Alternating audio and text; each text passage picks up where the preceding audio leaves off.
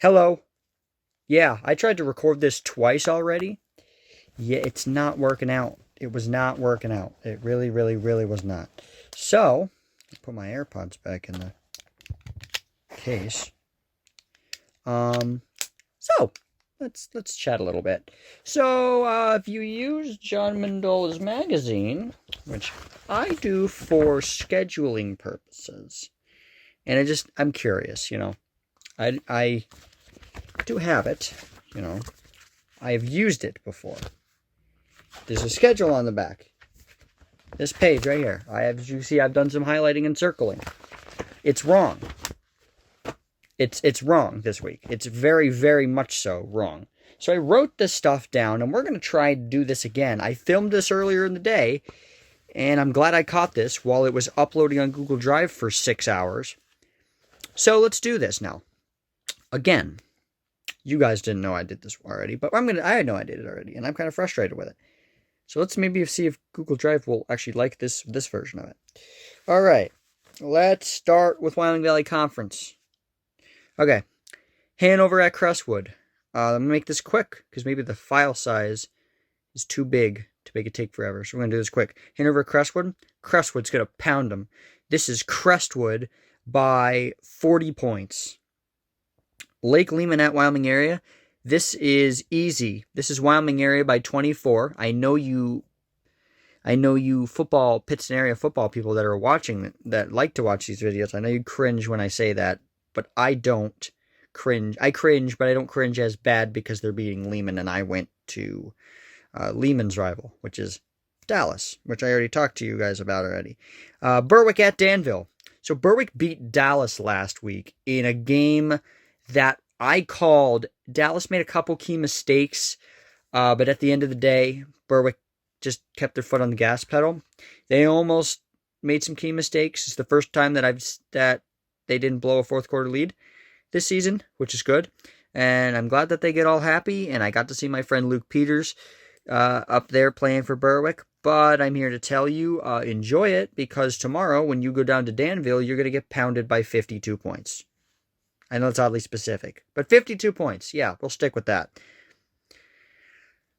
Now, here's a game that a lot of you want to hear. It's Tunkhannock at Pittston area, and I like the way that Pittston area is trending right now. They're trending in a good direction, getting some wins, moving up when it comes to playoff stock, in seeding and all that other stuff. I believe Pittston area is now 5A, so that helps out a little bit. But you play a Tunkhannock team that is pass-centric, or it's centric around passing. Ben Chilson is pretty much their strong guy, and he does pretty much everything for them. He throws it. They'll occasionally hand off the Tenzin Lewis, but that's about it. They throw. So if Pittston area can force them to either make some sketchy throws or force them to not throw the ball at all, they're going to do this, and I think they can. I got Pittston area by 24. We got Williamsport and Wilkes-Barre, the two fastest teams in the Wyoming Valley Conference in District 2, I guess we could say as well. And I think this really all comes down to which team is faster, really. Kind of surprising. I think Wilkes-Barre's got this one at home. I just think McKee Nelson, he was a key part in them beating Berwick, and I think that he could do it again. Wilkes-Barre beat Berwick. Why can't they beat Williamsport, So I'm going to go with Wilkes-Barre. I'm going to go with Wilkes-Barre by 17.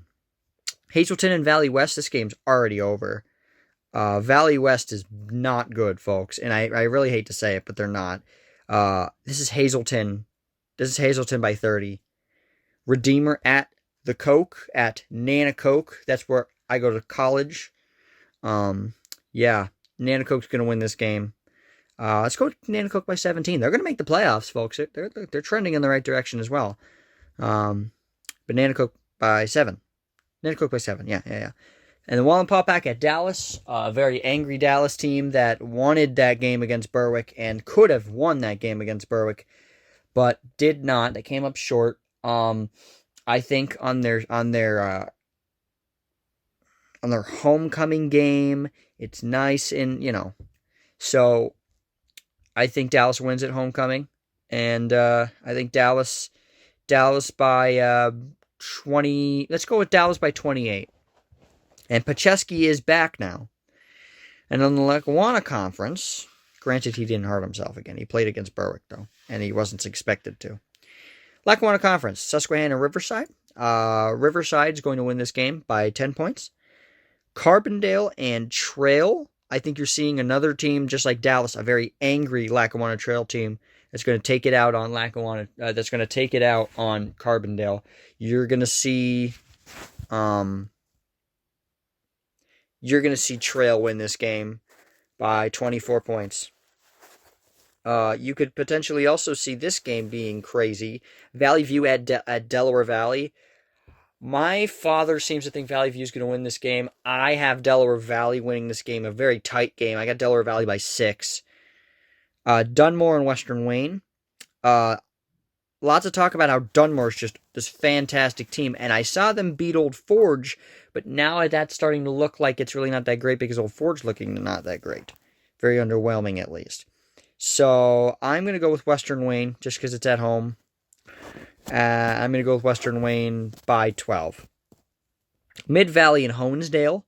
You're going to see a Honesdale team that's pretty solid against a Mid-Valley team that is underachieving. Let's go with Honesdale. Honesdale by 12. Lakeland and West Scranton. That's the game that I'm at.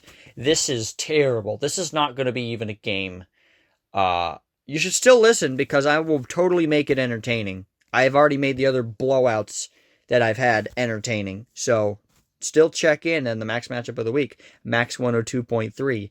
Yeah, that's why you're here. You want to know where I'm at. I know I got a fan base.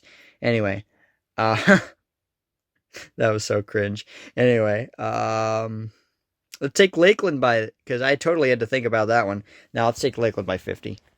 And I'm serious by that too. Lakeland by 50. Old Forge at Holy Cross. The last 3 games on the schedule have stars by them on my notes because they're all afternoon games. You got a 1 o'clock game, Old Forge at Holy Cross. This is going to be Old Forge by 30 points. Then you've got Scranton at Abington. That's also 1 o'clock. This is Scranton. This is going to be a closer game. I think this is going to be Scranton by 10. And then you've got a 1:30 game, North Pocono at Scranton Prep. It's 1:30 at Scranton Stadium. If I wasn't going to New York on Saturday, I would be there. Probably. That or Abington. I don't want to go to Holy Cross. I'm going to wait. Maybe Jake and I will go to Holy Cross and like get footage of it because it's different. I like it though. I kind of like it. I want to go with somebody in order to experience it. But North Pocono at Prep, this is Prep by 7. And that's what I got for you today. Hopefully 8 minutes and whatever seconds is shorter than 10 minutes, or hopefully it's less of a file size. And hopefully this gets out to you because we've been having problems with Google Drive. Thank you all for watching. Yeah, that's all I've got. See ya.